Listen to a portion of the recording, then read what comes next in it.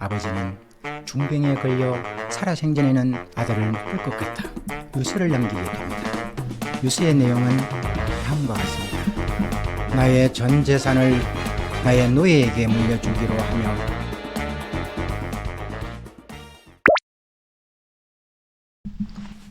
안녕하세요. 무럭무럭 씩씩하게 자라는 전국의 어린이 여러분, 오늘 어린이날을 맞이한 여러분을 진심으로 축하하며 여기 학자공TV도 오늘은 학부모님을 위한 강의가 아니라 어린이 여러분을 위한 재미나는 이야기를 하나 들려주려고 합니다. 여러분, 탈무드를 읽거나 들어본 적이 있나요?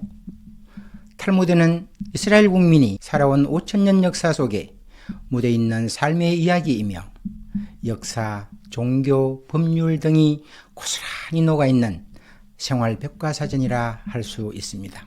물론 우리나라에도 신화와 전래동화, 속담, 격언 등 예부터 전해오는 소중한 이야기나 말씀 중 새겨서 삶의 양식으로 삼아야 할 것이 많습니다만 오늘은 어린이날을 맞이한 여러분들에게 탈무드 이야기를 하나 들려줄까 합니다. 그럼 끝까지 들을 준비 됐나요? 이야기 보따리 풀어볼까요? 이스라엘의 수도 예루살렘에서 멀리 떨어진 곳에 살고 있던 어떤 부자가 자기 아들을 예루살렘으로 유학을 시키고 있었어요. 그런데 아들이 예루살렘에서 공부하고 있는 사이에 아버지는 중병에 걸려 살아생전에는 아들을 못 볼 것 같아 유서를 남기게 됩니다. 유서의 내용은 다음과 같습니다. 나의 전 재산을 나의 노예에게 물려주기로 하며 다만 그 중에서 아들이 바라는 것 하나만 우리 아들에게 주도록 하라 라는 내용이었지요.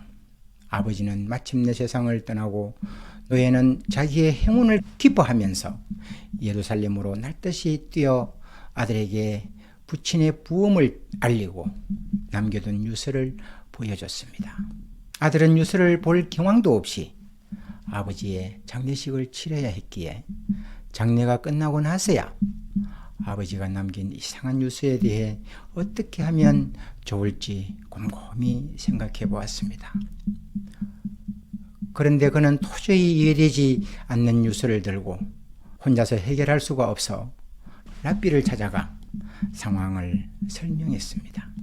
그는 랍비에게 어째서 아버지는 내게 재산을 남기지 않았을까요? 나는 아버지 말씀을 잘 들었고 화나시게 한 적도 한 번도 없었는데요 하는 볼멘 소리를 했습니다. 랍비는 다음과 같이 말했습니다. 천만에요. 당신 아버지께서는 매우 현명하시고 또 당신을 진심으로 사랑하고 계셨소. 이 유서를 보면 그것을 잘 알 수 있지 않소? 라고 말했습니다. 여기서 랍비는 학식과 지혜로 훌륭한 가르침을 전하는 유대인의 스승을 말합니다. 여러분, 랍비는 왜 찾아온 아들의 아버지가 매우 현명하다고 말했을까요?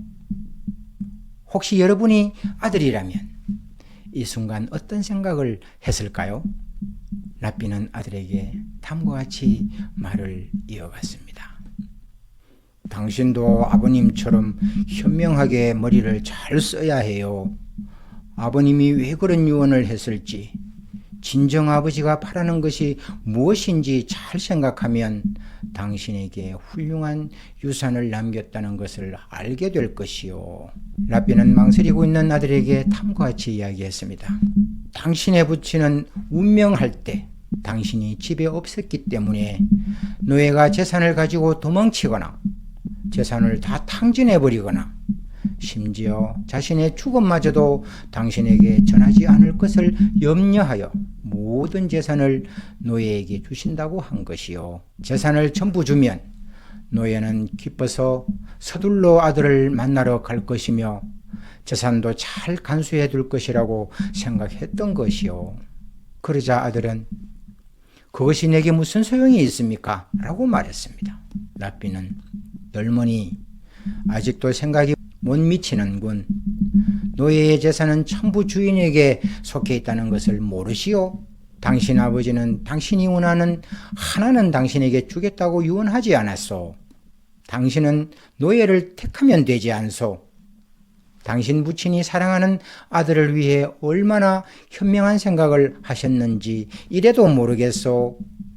그제야 겨우 알게 된 젊은이는 랍비가 말하는 대로 노예를 유산으로 선택하고는 미안한 마음에 훗날 노예를 해방해 주었습니다. 어린이 여러분, 이 이야기에서 숨을 거두는 순간 사랑하는 아들을 향한 아버지의 지극한 사랑이 느껴지나요?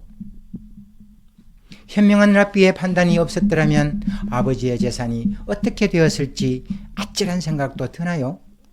여러분이 살아가는 세상도 살다 보면 헤쳐나가기 어려운 시련도 닥치고 힘든 선택을 해야 할 때도 있고 앞이 캄캄한 절망에 빠지기도 할 것입니다. 오늘 어린이날을 맞이한 여러분은 오늘만큼은 아무런 걱정 없이 기쁨과 행복 가득한 하루 보내길 바랍니다. 여러분 다시 한번 축하합니다. 다음 주에 뵙겠습니다.